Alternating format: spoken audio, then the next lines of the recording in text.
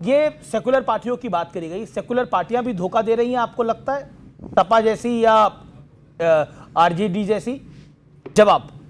देखिए, उसके लिए तो मुझे बोलने की ज़्यादा ज़रूरत नहीं है। क्या कहना चाहते हैं? मुलायम सिंह जी का एक बड़ा बयान है अखिलेश यादव के लिए कि ये माइनॉरिटी के दुश्मन हैं। ये मुलायम सिंह जी का बयान है, मेरा नहीं है, पब्लिक डोमेन में मौजूद है। और योगी जी ने कहा था भरी सभा में, विधानसभा में सॉरी, कि जो बाप का नहीं हो सका वो किसी का क्या होगा। ये रिकॉर्डेड बयान है, मैं अपनी बात नहीं कर रहा हूँ। ये सेकुलर पार्टियाँ जो हमेशा से मुसलमानों को नीचा दिखाने का काम करती रही, जिस तरह कहते हैं ना बगल में छुरी और मुंह में राम, ये काम इन्होंने मुसलमानों के साथ किया। ये अनुराग गुजरिया की पार्टी, यकीनी तौर पर अनुराग गुजरिया बगल में छुरी लेके घूम रहे हैं। इसको मानना पड़ेगा।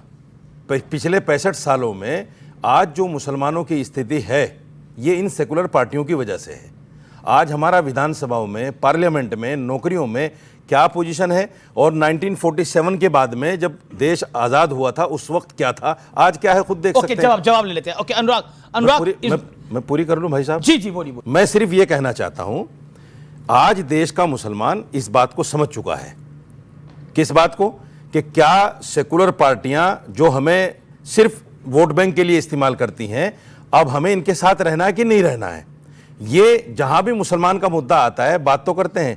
इनसे एक बात पूछ लीजिए, जब से बीजेपी सरकार है, जब से अखिलेश यादव मुसलमानों के साथ मंच साझा क्यों नहीं करते? ओके, सारे सवाल आपके। मुसलमानों के महलों में वोट मांगने क्यों नहीं जाते? जी, वोट बैंक है हम खाली कि ये तो जाएंगे, कहां जाएंगे? वोट हमें देना है। काफी सीरियस डिक्लेयर करने वाले मैंने सुना ये बात। कौन? डिप्टी सीएम कैंडिडेट है अनुराग। अरे कयामत आ जाएगी भाई साहब। अच्छा, कयामत आ जाएगी, कयामत आ जाएगी। उनको मौका भी मिलना चाहिए भरपूर। ओके, देखिए 1 मिनट आपके पास अनुराग। देखिए, हम समाजवादी लोग सामाजिक न्याय की बात करते हैं, समाज को आगे ले जाने की बात समाज करते में हैं, है कि समाज नहीं? के विकास की बात करते हैं। मुसलमान उस समाज में है। हमने बोला कि जब आई लव यू, जैसे उन्होंने बोला मुसलमान उस समाज में है कि नहीं, वो जवाब वो कह रहे हैं मुसलमान इस समाज में है कि नहीं, जवाब दीजिए ना। मुझे ये सुनाई नहीं दे रहा आपको। समाजवाद पीडीए में है, मुसलमान सुन नहीं रहे आप। बोलने तो अच्छा, देखो आपने बोला, मैंने नहीं टोका। अरे भाई साहब, मैं पूछ रहा हूँ, बोल लो फिर मैं बोलूं। आपके समाजवाद में एक जगह फैज खान आप शांत बैठिए ना। ओके, इनका जवाब। देखिए, समाजवादी लोग हमेशा से, मैंने आपसे क्या बोला, पीडीए हमारा नारा है। क्यों है?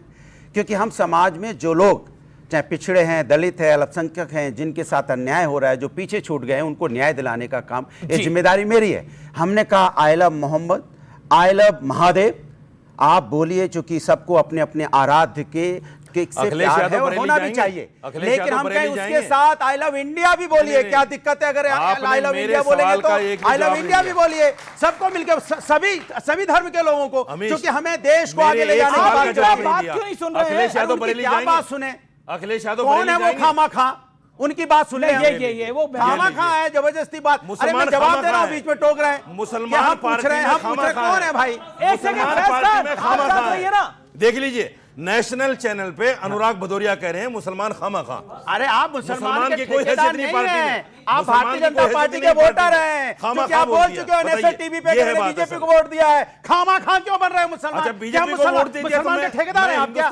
मुसलमान के ठेकेदार बन गए क्या? बाहर हो गया। हमारे इस देश में कोई किसी का ठेकेदार नहीं है। ये लोकतांत्रिक देश है, या जनता के मत से। मुस्लिम यादव के ठेकेदार आप क्यों बनते हो? तो मुस्लिम यादव के ठेकेदार आप क्यों बनते हो? एमवाई क्यों करते हो? समाज के पूछने की बात है। पीडीए समाज का बरेली कब जा रहे हैं? पीछे छूट गया इनसे है। पूछिए बरेली कब जा रहे हैं? अखिलेश यादव बरेली कब जा रहे हैं? इनसे पूछिए अखिलेश यादव बरेली कब जा रहे हैं? जवाब अनुराग, वोट लेना है। अनुराग आपको सिर्फ वोट लेना है, मुसलमानों की बात आपको कब करनी जा है। रहे हैं आप बताइए। और आप बीजेपी के एजेंट हैं, ये आप पे आरोप लगा, और आप खामखा हैं। हर वो आदमी जो समाजवादी को वोट नहीं देगा वो बीजेपी का एजेंट है। आप खामखा हैं, इनके नजदीक मुसलमान खामखा है। ओके, पूरा मुसलमान खामखा है। ओके अनुराग भदौरिया, इनको खामखा क्यों बोला आपने? देखिए, मैंने आपको क्या बोला भाई, वो तो खुद ही बोल चुके हैं, हम खामा खा हैं बीजेपी। नहीं, उन्होंने नहीं बोला। अरे मैं जानता हूं ना, सुनिए, मैं ये बोल रहा हूं कि हम लोग एक स्वस्थ राजनीति की बात करते हैं। वाह, समाज में कैसे हमने मेट्रो बनाई, तो क्या विशेष धर्म के जाति के लोग उसमें बैठते हैं? हमने 1090 महिला समस्या के लिए बनाया, तो क्या विशेष जाति धर्म देख के बनाया? हमने 100 डायल पुलिस सिस्टम मजबूत किया, तो विशेष जाति धर्म को देख के किया। हमने पार्क बनाए, तो विशेष जाति धर्म को देख के किया। हमने मेडिकल कॉलेज बनाए, तो विशेष जाति धर्म देख के किया। हमने यूनिवर्सिटी बनाई, तो विशेष जाति धर्म देख के किया।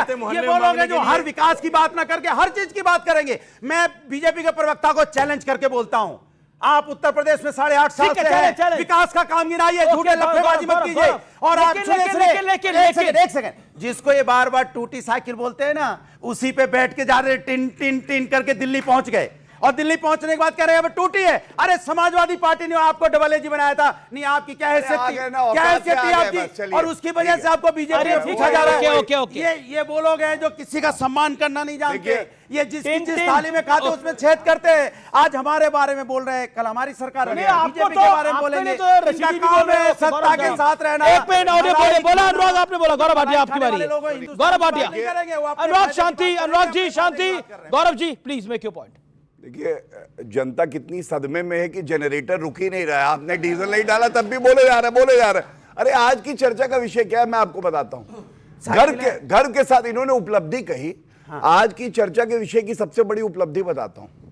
साल में 200 दंगे होते थे जब टूटी साइकिल की सरकार थी।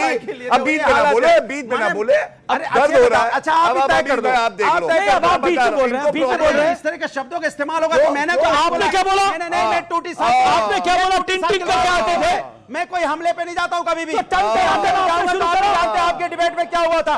जो लोग कपड़े पहनना नहीं जानते वो हमें सिखा रहे हैं। जो कपड़े पहनना नहीं जानते मुझे बता रहे हैं, बताइए। देखिए टूटी साइकिल पे इतना दर्द हो रहा है। 200 बिल्कुल रुपए की होगा, छोटी बिल्कुल चुराई होगा, की सरकारी साइकिल- बंगले से कितना बिल्कुल दर्द होगा। होगा।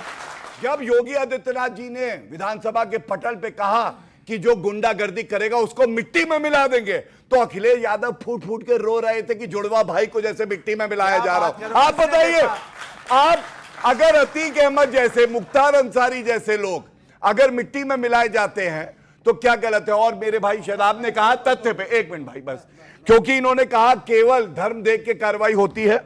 विकास दुबे, ठीक है, प्रदीप कुमार, ऐसे तमाम और नाम लोग हैं। आगे शांत, आगे शांत, बढ़ो। शांत, आगे बढ़ो। क्यों? के नाम नहीं अरे लिया आगे जाएंगे। तुम्हें टॉप जनता 10 ने कहा माफिया का पीछे नाम जाओ, गिना के हम तो जाओ। आगे बढ़े ही हैं। उत्तर प्रदेश के Please, टॉप 10 अमीर माफियाओं का नाम गिना के जाइए आप, और आंखों में आंख डाल के गिना क्या के बोल जाइए। रहे हैं? हिम्मत है तो गिनाइए। अरे- बनारस से शुरू कीजिए, बनारस से गाजीपुर तक, शांत, बनारस से शांत। गाजियाबाद तक कौन कौन माफिया बताइए आप। बता नहीं पाएंगे क्योंकि शांत, माने नहीं हो अतीक गए हैं अहमद, वो। शांत। माने नहीं हो अतीक गए हैं। अहमद की आप आ गई है इस जाएगी। बातचीत में। प्रवक्तागिरी शांत करो चल इसे। जाएगी। अब मैं उत्तर देता हूं, सुनिए। प्रवक्तागिरी चल अनुराग, जाएगी। अनुराग, अच्छा, अनुराग, एक बात सवाल की बात कर रहे हो बताइए, आप। सुनो, 2017 में योगी आदित्यनाथ जी मुख्यमंत्री बने, 22 में क्योंकि काम किया इसलिए जनता ने वोट दिया ना। हम 12 सीटें में जीते हैं। 12 में पिताजी ने अगर हमारी पुत्र को गद्दी पे बैठाया।